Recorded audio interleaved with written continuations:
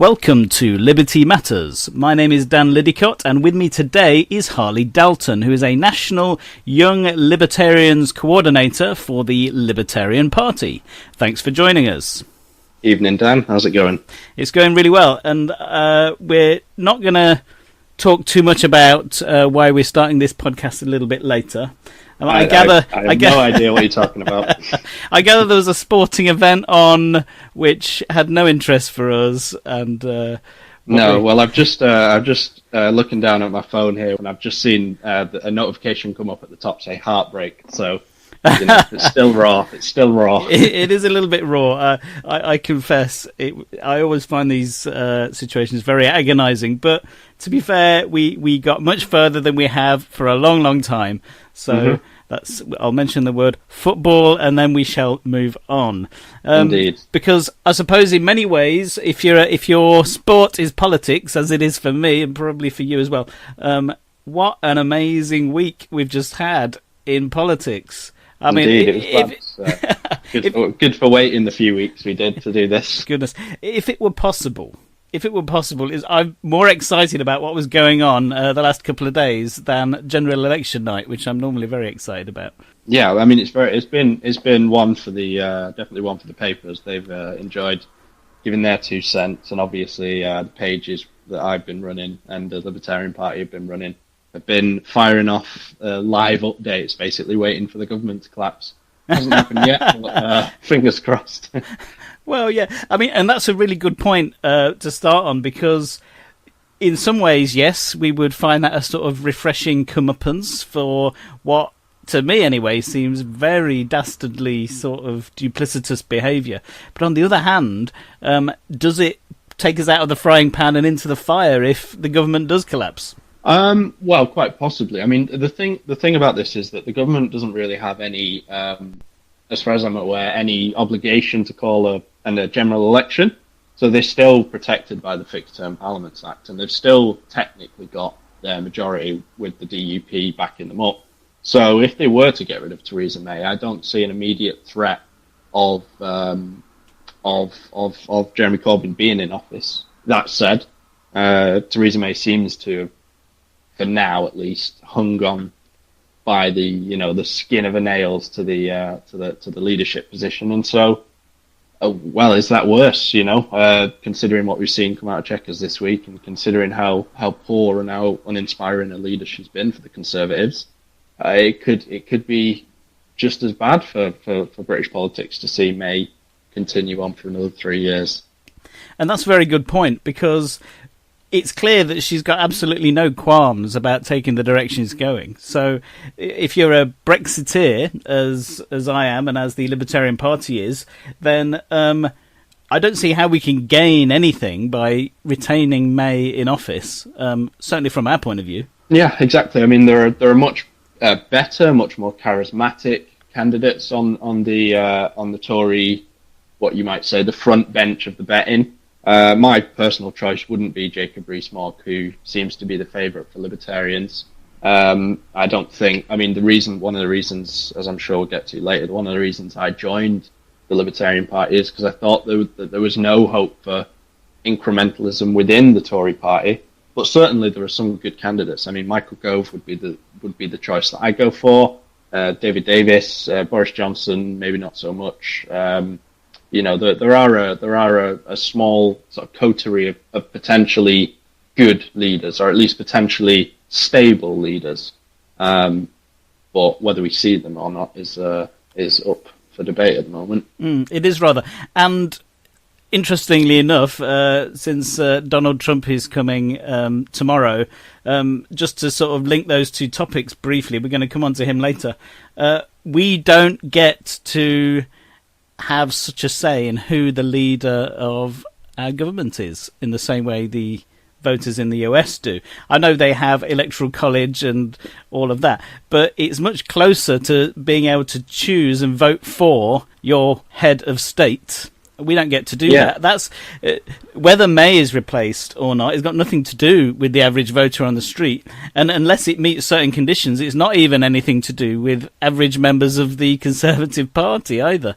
So, well, indeed. Well, I mean, the thing that I would point out is really that it's not even the biggest problem. I would say is not that we haven't really had an active say in our head of state, or wouldn't if she was replaced.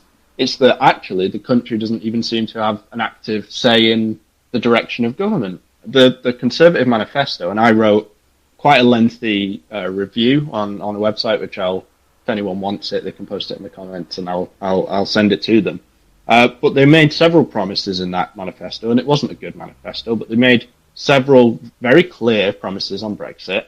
And this Chequers agreement, or Chequers proposal that has come out, rose back on everything they promised to do. And it rose back on all the rhetoric that Theresa May said from the start: Brexit means Brexit. Well, we've seen from Chequers that Brexit no longer means Brexit. So that would be my concern. It doesn't really matter who leads the Tory party, in my opinion, as long as they stick to their promises. And we'll get on to Trump in a bit, but he's a leader who has stuck to most of his promises, as far as I can see. And British politics is suffering a crisis. We go through these periods where we say, well, your politicians don't, always lie and always break the promises. But it's never been to this level of betrayal. So that is a major, major problem for me. Yeah, and me too. But they don't have the excuse, as they did when they were in coalition with the Lib Dems, that they have to come to some kind of consensus with another party. It's just them, and the DUP. Fine, but they're not the ones pressuring May to come up with what she did in Chequers at all. This is just her acting alone in a way, and it is absolutely outrageous. I mean, I commented on Facebook yesterday that if this was happening in Russia or Iran or some downtrodden South American state, the papers would be all over it as an atrocious travesty of democracy. But as it happens to be the UK and Brexit, nobody seems to care. Yeah. I think that's. I mean, you put the finger on the button there, I think, and I think also you've got to add on to that the fact that Theresa May and the people who are kind of shilling for her, essentially, the cabinet ministers who've got behind her and trying to paint this as a good thing, aren't even, admitting to the fact that they're going against the will of the people. They're attempting to, through clever wording, or not so clever wording as it turns out, trying to attempt to confuse the public into believing they're actually trying to deliver a Brexit. And it's clear they're not, but they're sticking to their guns as though they are. So, I mean, it's pure cowardice. They should just come out and say outright, well, we don't believe in this, and so we're not going to do it. And then at least we can, act accordingly. But I mean, it's ridiculous. Perhaps part of the mess is accommodating the views of Remainers who lost the vote. Well, I mean, to sort of turn their words back on them. This isn't the Brexit that Remainers voted for. It's never going to be. They didn't vote for a Brexit, did they? But what it looks like, it's not going to be the Brexit Brexiteers voted for. It's going to be the Remain that Remain voted for.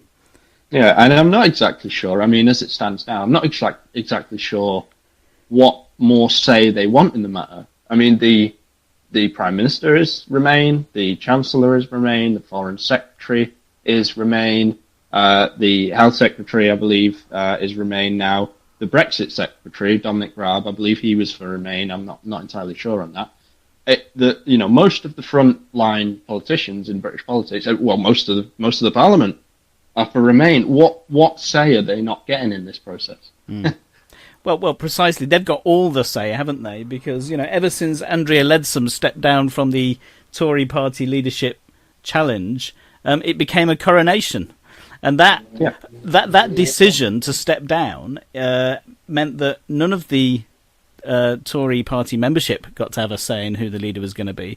And they were, by a far majority, in favour of Brexit. So at every stage since the actual referendum itself, that was the last time anyone's been asked anything, at the grassroots level. And it's just been parked with Remainers to steer it however they wish, with very little... Yeah, go on. There was polling data released this week that showed that I think it was 70% of Conservative voters were in favour of Brexit. So, I mean, Theresa May's not even going with the will of her own party, let alone the will of the people she's supposed to be representing. And like just going back to what I said, I mean, what say do the Remainers not have? They're literally going against the will of the party of the person who's heading the negotiations in favour of Remain. So it boggles the mind, and there's a lot of confusion, like I said, over the wording of the Brexit of the Chequers proposals. But it's very clear to me that in the details, in the minutiae, is that how you say it? The minutiae of the wording, that it's quite clear that it's just the existing arrangement with a Brexit sticker slapped on it. So that's right. People didn't. I mean, I forget which article it was. I've read so many now in various journals and papers, but someone was observing that the thing that people were voting against wasn't the word member, as in a member of the EU. They were voting against all that implied and brought with it. And all they're doing is saying, let's just relabel it. Well, we'll change it so we're not members, because that's the bit you didn't want to be, but we'll keep all the trappings that used to be with being a member. And are we really that stupid? No, we're not. Do they honestly believe we're that stupid? I don't think they can, but I think they do believe they can get away with it. Yeah, well, I think the stranglehold they've got on Parliament, they probably can get away with it for the moment, at least in terms of getting through an agreement before March 29. But I mean, what I'd like to see is someone in government actually standing up and saying, look, there is a very clear and positive case, a very positive case for Brexit that hasn't been articulated by the government and that needs to be. An outward-looking global Britain, free trade in Britain, an opportunity to, with a Conservative government as well, an opportunity to lower the state and to have more free enterprise and to have lower regulations and to really give a boost to the British economy, free from the EU's customs arrangements, free from the tariff barriers and the regulatory blanket that's put over us. There's a really positive message, and it just isn't being articulated by the people it should be, and it's not being recognised by the people who perhaps should be taking it on as they go into these negotiations. So I'd like to see a more positive message, but it's not looking good at the moment, to be honest. No, and I'm completely with you there. I mean, the reality is the government's been against the idea all along. They spent £9 million of taxpayers' money putting out an advert for Remain before the campaign started. In there, they told us very clearly that this was our decision, meaning the voter, and the government would implement what we decided.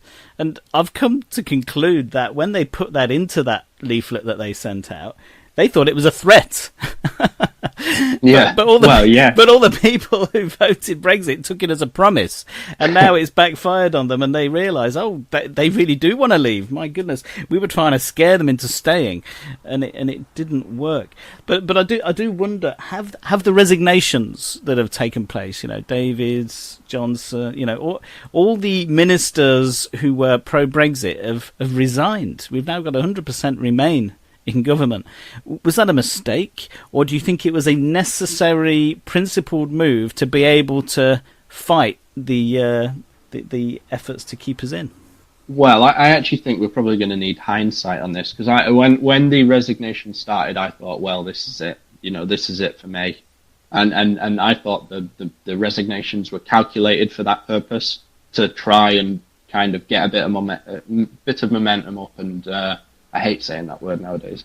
You might certainly say mogmentum up, but Yeah, exactly. I thought it was going to be an opportunity for the Conservative Party really to get rid of someone who's deeply unpopular, deeply incompetent. Hasn't turned out that way so far, and what it has done, as you rightly say, is grant even more power over the Brexit negotiations to the Remain part of the Conservative Party, who are now practically being propped up in these negotiations by the Labour Party, who are also, it seems, perfectly willing to vote for this agreement and the proposals being put forward. So time will tell, I guess, whether it's a good thing or a bad thing. But Theresa May's, clinging on, sticking on. So, well, we'll see over the next week what happens. But it's not looking good at the moment. No, it's not. And there is the sort of accusation coming out, which occasionally does with the Tories, that they're again putting party before country. And it's really, really disappointing. However, there are a few heroes among it all. I know there are some more openly and some more quietly, because I heard from one of the more quiet ones today, who are starting to challenge this. But if you want to pick Jacob Rees-Mogg, he has led a challenge to the Chequers Bill. He's tabled 4 amendments, and the DUP has backed one of them already.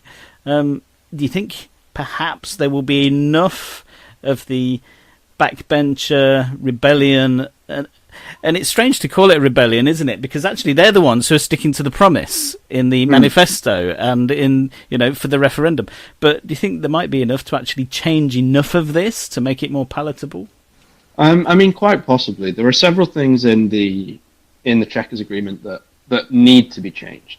Just to go back to something you just said about putting country before party, though. If the statistics, if the polling data is true, then she isn't even putting party before country, because her party are overwhelmingly not in favour of this. And I actually think that this would be an act of self-harm, and certainly a lot of the opinions pieces, commentary, and news articles coming out are calling this, if she progresses with this agreement and this proposal, then it is suicide for the party at the next election. Her voters won't vote for Corbyn, of course, but they won't turn out for her. They may, vote for UKIP, probably, possibly, or us, hopefully. And so I actually think it isn't putting party before country. I just think it's putting her own opinion, her own political beliefs before both. But in the Chequers Agreement, for example, there's there's the amendments on free movement, for example, and the reciprocal access that's mentioned in there, which is essentially still free movement. There's the particular one that aggrieved me was the common rule book, which, if you actually read how it's wrote, it's just, we accept their laws, we can opt out once they're in place, but if there's any decisions, any rulings to be made, we'll accept the European Supreme Court, the ECJ, we'll accept their supremacy in decisions over our own courts, and we'll accept whatever comes through and then repeal as we go.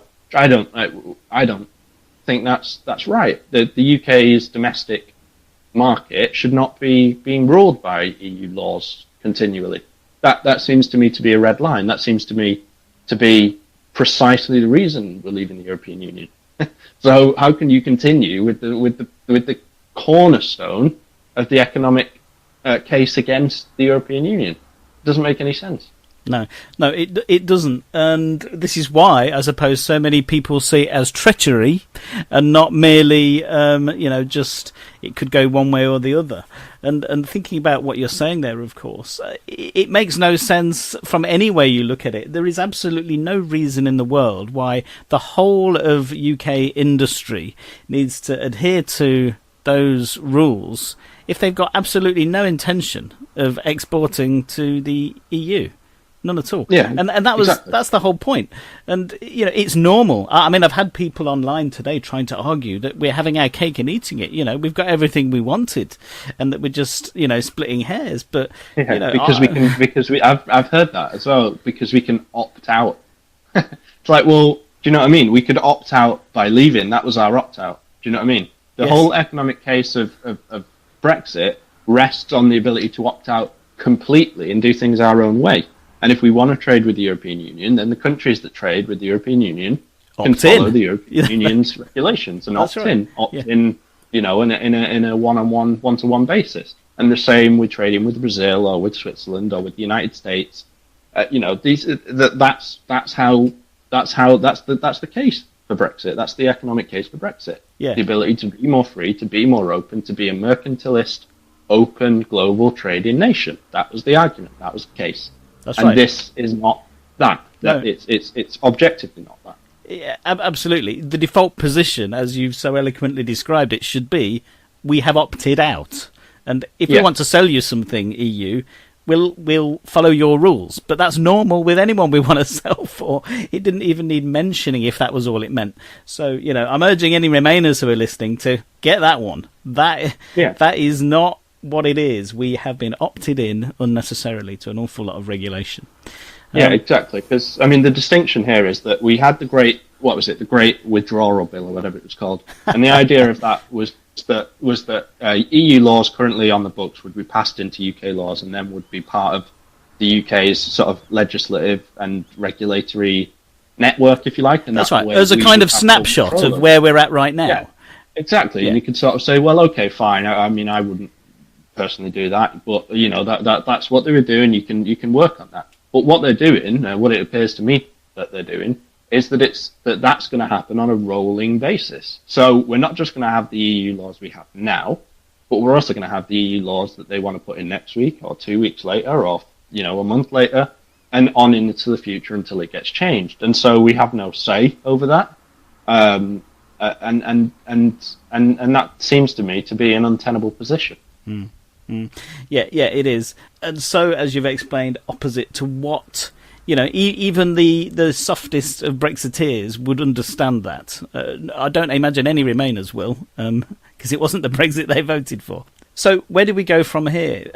We may end up, of course, having to, because of the way our parliamentary system works, having to just accept whatever this bill says, or do you think it will really come to a crunch time where actually there will be enough people who understand and respect the democratic process to say, you know what, there's absolutely no way that we're going to let this go through? And how could they go about it? Well, I'm not hopeful. I don't want to predict the future because I'm quite often wrong on these things, but I don't see much hope at the moment. I don't think we've got nearly the number we need in Parliament to force through these changes. The main force that's going to prevent this betrayal, and it is a betrayal, the only force that's going to prevent this is the Conservative Party MPs, even those Remain, realising that they are not doing what their voters want them to do. They're not doing what most according to polling, most Conservative voters want to leave. And are not happy with this. And Theresa May's, and recent polling over the last couple of days has shown that Theresa May's popularity has sunk quite fast, quite rapidly, and that Corbyn is now eking ahead again in the polls. So, that's their head on the chopping block. That hopefully will be the, what would you call it? The kind of the spark that lights the fuel on a proper Brexit. The Conservatives realising actually we might get voted out here. Yeah. Or if they don't realise that, then it could be good night Vienna, as they say, for Brexit. So. Yeah, and I think you're right there. I've recently been in both Broxtowe and in Loughborough, where there are two Tory MPs who are over constituencies who are in favour of Brexit, but they themselves are in favour of Remain. And we were there campaigning to basically raise exactly that issue that you're talking about, reminding and bringing to the attention of voters there that their MP was quite happy to accept the voters' decision when they took office, but they're now rejecting it over the referendum. And as we're talking to people on the street in those constituencies, you can see that those MPs really are not popular. And so that risk is that, well, no, but it's heartening that you see that people at the grassroots, however much Brexiteers, by and large, have just kept quiet. They won. They trusted all the precedents of how democracy works in this country. They expected that their decision would simply be honoured, as it always is. It's the Remainers that have been out on the streets so much and making so much noise. But it's heartening when you just talk to these quiet Brexiteers. They get it. They're not blind. They can see exactly what's going on. And I'm afraid you may be right. And the Tories will get punished at the next election for that. Of course, the risk is...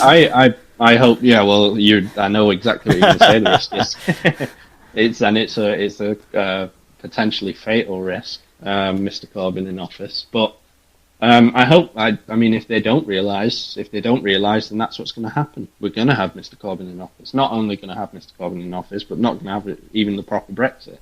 So, I mean, it's a double whammy for those of us like you and I who are on the right persuasion of things. It's a risk, and they are putting the whole country at the risk, not just in terms of Brexit, but domestically. And I mean, probably a lot of libertarians agree with me, but Jeremy Corbyn, for me, is one of the biggest threats in the UK in the UK at the moment. One of the biggest threats, certainly in politics and democratically. So it's a real worry. It's a real worry for me. It extends beyond Brexit. This.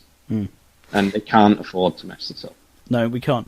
I hate to, give you Hobson's choice, but given the choice of keeping Theresa May and her Remain cabinet in, or Jeremy Corbyn, I mean, how's that for, would you like to be punched in the face, or, Yeah, well, this is the thing, is you could sort of say, well, the principles of Brexit, yeah, exactly. It's like, the principles of Brexit and the idea of the kind of the freedom to make your own sovereign decisions as your own nation is of paramount importance. But you might also take a more pragmatic approach to this and say, well, we're in the European Union. It has been essentially bad for growth. It has been essentially bad for the kind of integration of immigrants into this country, which is, one of probably the worst thing I would say about immigration. I'm quite, pro free movement, essentially free movement of labour, quite open borders in mindset, and so there's some things that you can sort of give or take, but I think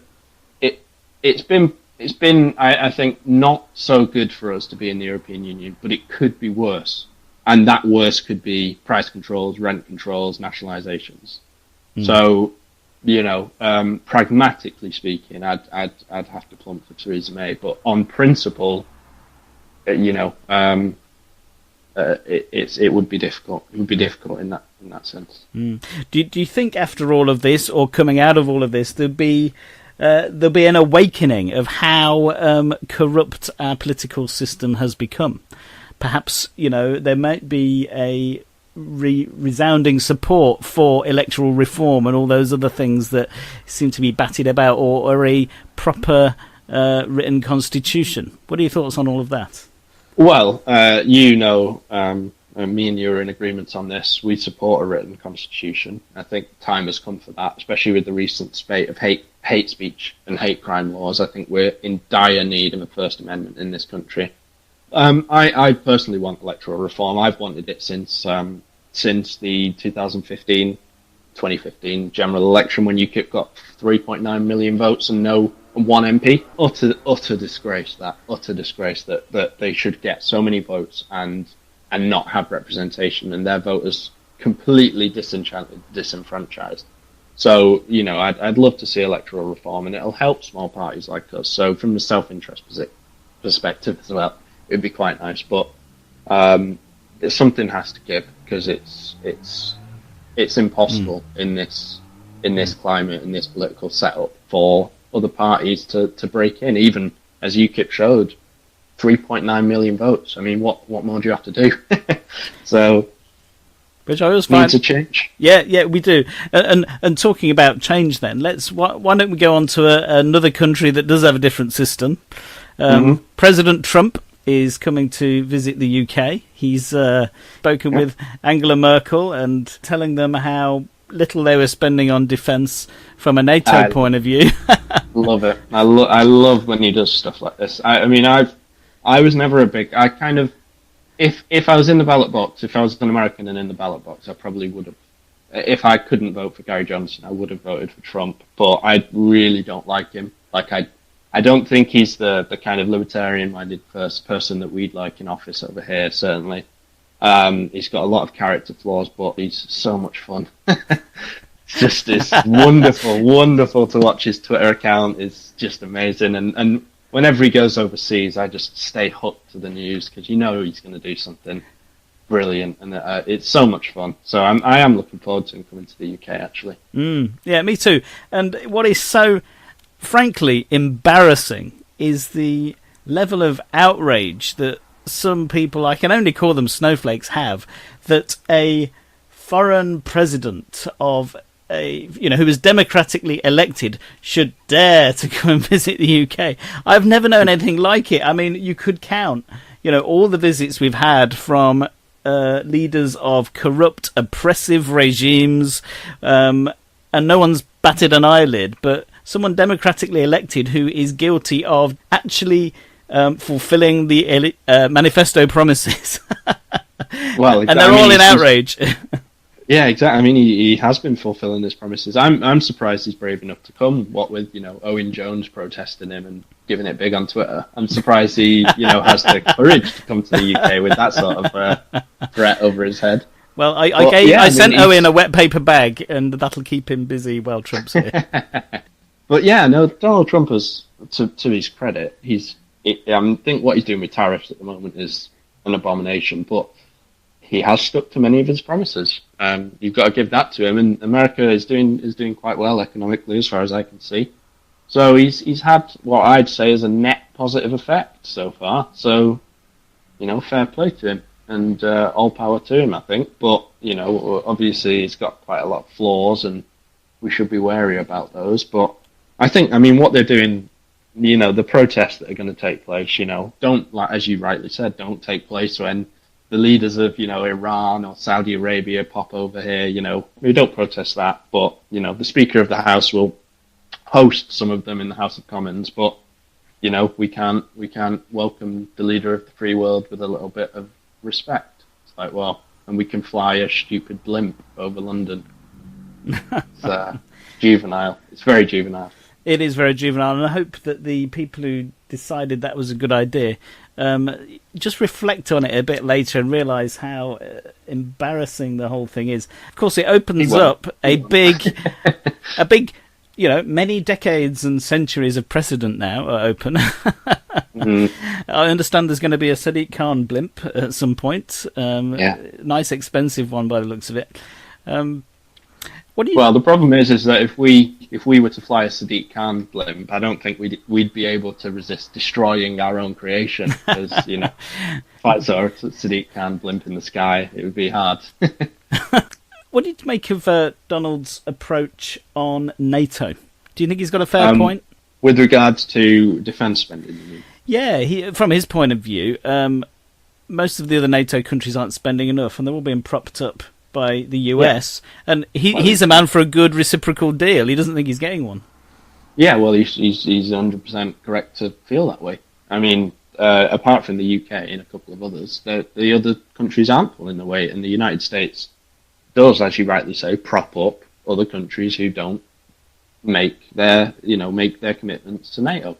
And a lot of these countries, particularly, for example, the Scandinavian countries, who are supposed to be part of this union, connected to the European Union and connected to the Anglosphere, are running these expensive social programs that they run on the back of the fact that they don't stump up the cash for defence. So he's 100% correct. Interesting. Now, it is a very libertarian approach to probably not actually be part of an organisation like NATO, avoiding all entangling alliances and so forth. Do you think NATO is going to last, especially if people aren't paying up? And do you think we should make it last? Or do you think it's something that's had its day, that geopolitics has changed?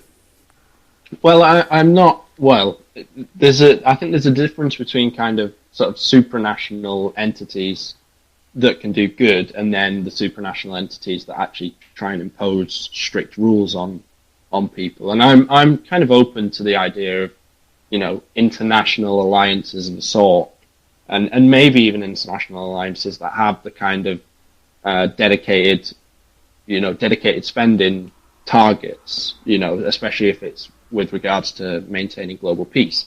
But those organizations, particularly the UN, I'm thinking of, can very often go far and beyond what their intended remit is. So there does need to be quite a lot of reform in many areas on these things. And but we've seen over the past sort of five years, especially around and before, but mainly after Brexit, is the wave of as we say, kind of populist, nationalist, right and left wing movements, and they move towards a more localized, less internationalist, less globalist agenda. And so it's quite possible that in the next sort of decade or so, we might see the collapse of some of these entities, especially if some big nations like the UK and like the United States are doing, start pulling their funding. Yeah, and it's interesting that you point out where these organisations do go beyond their remit, but it is the overreach. You create the machine that grabs cash and generates force, and someone's going to pull the levers to make it do far more than it was ever intended to do. Yeah, exactly. It's like on an international scale, it's like an agreement in place that says don't shoot missiles at each other, or don't chop the hands off your citizens. You really shouldn't have a problem with that. But as you say, like, for example, the United Nations, go too far. And my personal example of the United Nations is the Universal Declaration of Human Rights. I think that's too far, because it isn't a Declaration of Human Rights. It's a Declaration of Human Privileges, and it shouldn't apply. It shouldn't apply, and the UK shouldn't seek to meet its demands. So that would be one thing that I would opt out of. I think did the United States do that recently? I'm not entirely sure. I think it might have. It's the kind of thing Trump would do. And yeah. And the problem is, so many people have a mindset that is diametrically opposite to yours and mine, which is that they get their rights from the state. Mm-hmm. Whereas our position is, no, you're born with them. Well, exactly. I mean, I had this debate with someone a couple of months ago where I said, I was arguing against universal healthcare as a right, for example. And they were saying, and I said, well, why is it a right? Where do your rights come from? And they were like, well, it says it in the Universal Declaration of Human Rights. I was like, well, I know that, but why is it in there? Because it's in the Universal Declaration, it's human rights. It's like, no, but why? What's the deeper logic other than they say it is? And they were like, well, that is the logic. They say it is. I'm like, can you not see how shaky? That's right. The they who said it are just people like you and me, and they're not magic or made of finer clay, as Bastiat would ironically put it. They're just mortals like you and me. Why is what they say so much more than what you say? Well, if you're a left-wing ideologue, then that's why. But yes, okay, fair point. Moving swiftly on, you're a national coordinator for the Young Libertarians organisation within the Libertarian Party. Tell us about that organisation and what the plans are for growing it, and how can people get involved? Yeah, no problem. So Young Libertarians, as you rightly say, is the youth wing for the Libertarian Party. Obviously, the different political parties have their own version. Labour have Labour students, Tories have Conservative Future, barely. And that's right. That's because we keep stealing their young members. Yeah, pretty much. Yeah, so basically what we are is that what we intend to do is set up student groups around the country, offering a libertarian viewpoint, a libertarian voice on campuses that very often doesn't get heard. And as a way, obviously, of trying to promote the party as well, to get our speakers on campus and to actually challenge the consensus that's on there, that, the statist paradigm that we've got at the moment, that something must be done for every problem. It's about that. It's about getting out a different voice and actually representing the students who often get co-opted into things as a matter of course, because they happen to be part of a demographic that happens to support Labour at the moment. So, for example, with the NUS thing recently and the 2 million students support a people's vote. It's like, well, it must be at least 1,999,999 because I didn't consent to that. And I'm one of those 2 million, supposedly. So we don't have, as far as I can see, proper libertarian voices on campus at the moment in this country. And so we hope to be it. Brilliant. And if someone wants to get involved in this, let's say maybe you're not even a Libertarian Party member yet, but you're thinking about it, you're 18 years old, you're about to go off to university, what can they do if they think, what, I'm sick and tired of, all the Labour left-wing stuff that's going on campus, I want to do something for the Libertarian Party. What's their next step? Well, they can get in touch with me. and I'll do my best to sort them out. So basically, what we want to do is we've got a couple of channels. I've got my own page, which you message me on, which is Harley Dalton Libertarian Party, facebook.com/Harley Dalton Libertarian. You can go to facebook.com/Young Libertarians UK. I run that page as well. Or you can email me at harley.dalton@libertarianpartyuk.com. So there's 3 different ways you can be there. Just let me know what your university is and what your name is, obviously, and I'll basically get in touch. So one of the things we're looking to do, we're setting up at the moment. We're hoping to have, I think we've got about 6 or 7 groups now who are set up and, well, not set up, but getting ready to go. We're going to be providing templates for leaflets and things like that. Going to help out with written documents, constitutions, things like that, and obviously providing opportunities to campaign, providing speakers from within the party for debates and things like that. From what you're saying, there is someone who is perhaps in a university where there isn't an official or formal Libertarian Party presence. It sounds like you've basically prepped everything they need, and all they've got to do is get in touch with you and be willing to spend some time. Yeah, basically. As long as you've got 2 friends who want to get involved, which I think is generally what most student unions are after, then you can pretty much set up straight away. We'll have all the stuff ready by September certainly. So it is the easiest thing in the world. If you just want to send me an email or message me on the Facebook page, like I said, we'll get it sorted, and hopefully, if you're in a local area to one of our candidates, we'll send them over and they can help you to get members. If you've got debates, you just want to get in touch with us, we can put you on to obviously any member of the Libertarian Party and get some speakers down there. So it's a great opportunity for people if they want to have a more organised Libertarian voice on campus. We are it, basically. That's brilliant. And of course, someone who is, got that interest in politics, possibly wanting to stand for election one day, this is perfect training ground, to get used to how a party is run, how branches are run, how campaigning operates. It's a really good opportunity. And from what you're saying there, there's absolutely no experience needed. You don't have to get into all the technical stuff because the party's going to basically give you as much support as you need in all of that. Yeah, exactly. I mean, you can, like me, I joined about 1.5 years ago now, the party, and I've got involved as I want to be. People can just do as much as they want, as much as they can. And obviously, if you are passionate about libertarianism or call yourself a libertarian, identify in that way, or maybe you're just, a conservative who feels the Conservative Party have strayed too far from the original focus on liberty, there's no reason not to get involved. And actually, if you want to change things, then you're going to have to change things, and that means getting involved. So, because my personal view is that incrementalism is pretty much dead in the Conservative Party. We're not going to get a libertarian government ever from the Conservative Party. We're probably not for a while going to go in the right direction. So, the Libertarian Party at the moment is probably the best, most dedicated vehicle for liberty. And for students, young libertarians, is the route in, really, the route into the grassroots, and the route in to really take on, the hearts and minds that really matter in the country, which is, fellow students and young people and, people who just haven't heard anything better than, well, what can government do for you? Well, we say, what should government do for you? And that's a different message, and one, hopefully, that'll resonate. Absolutely brilliant.